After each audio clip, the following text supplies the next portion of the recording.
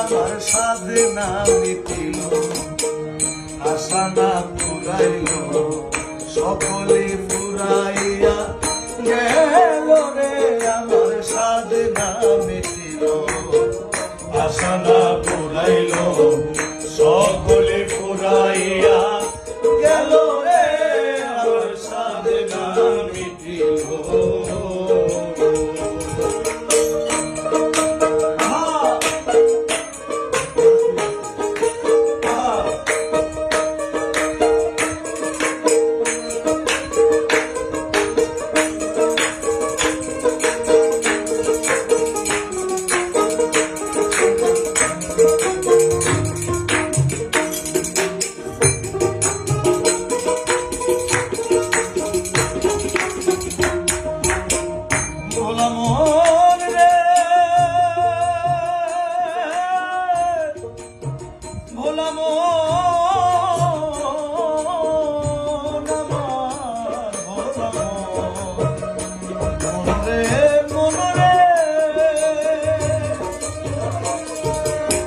ছেলের মতো আদর আমি কাউরে করি না,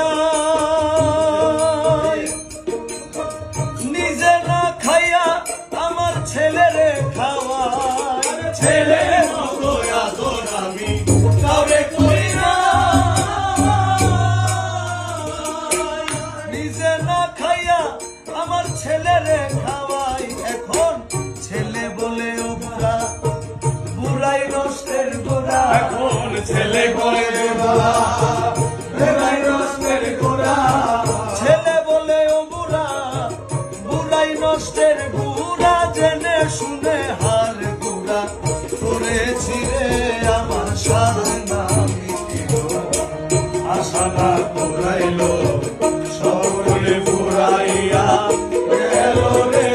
আমার সাধনা মিটিল, আশা না পুরাইল,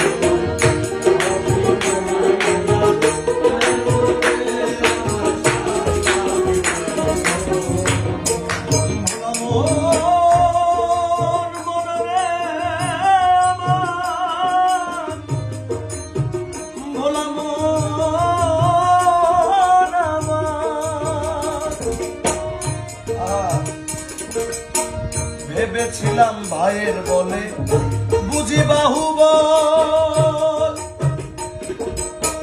বিপদে আপদে ভাই সহায় আর সম্বল। আমি ভেবেছিলাম ভাইয়ের বলে নিজের বাহুবল, বিপদে আপদে ভাই সহায় আর সম্বল। এখন ভাইয়ে বয়ে ও দাদা ভাগ করিয়া দেওয়া দা, ভাইয়ে বয়ে ও দাদা ভাগ করিয়া দেওয়া দা। ভাইয়ে বলে ও দাদা ভাগ করিয়া দেওয়া দা। জেনে শুনে বড় গাধা হইয়াছি রে। আমার সাধনা মিটিল, আশা না পুরাইল, সকলে পুরাইয়া গেল রে। আমার সাধনা মিটিল।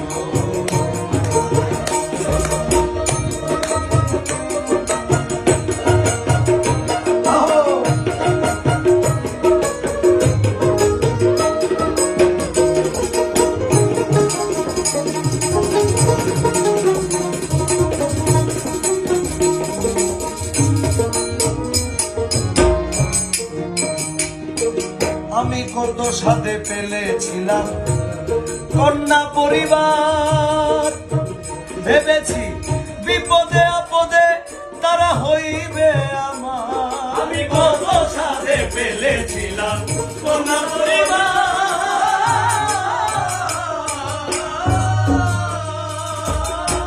বিপদে আপদে তারা হইবে আমার।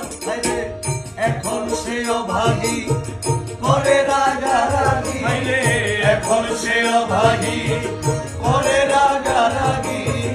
আমি যেন ভূতে ধরা রোগী হই রে। আমার সাধনা মিটিল, আশা না পুরাইল, সকলে পুরাইয়া গেল রে। আমার সাধনা মিটিল। এই কালামটার মেসেজ হচ্ছে হাদিস শরীফ, একটি হাদিস শরীফ, আল্লাহ রাসূলের একটা হাদিস শরীফ আছে, ওটার মধ্যে বলা হয়েছে যে স্ত্রী, পুত্র, কন্যা, পরিবার যা আছে সবচাইতে আপনার আল্লাহ রসুলকে বেশি ভালোবাসতে হবে। এই কারণটা মনমোহন সাধু, গুরুজি মনমোহন সাধুর লেখা। উনি যখন মৃত্যু সজ্জায়, তখন একটা মানুষ কি চিন্তা করে, সেই কালামটার কথাই এখানে, সেই কথাটার এটা কালাম আত্মীয়তে বলা হয়েছে। যেমন বলা হয়েছে এখানে, আমি কি করিতে আইলাম হবে, করে গেলাম কি, আমার ওই সব কথা মনে হইলে নীরবে কাঁদি। আমি কি করিতে আইলাম হবে, করে গেলাম কি,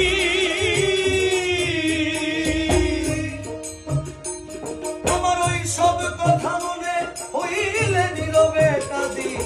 এখন যা হবার তাই হলো, মনমোহন কয় বলো, যা হবার তাই হলো, মনমোহন কয় বলো, যা হবার তাই হলো, মনমোহন কয় বলো, মুখে ভান্ডারি না মোরে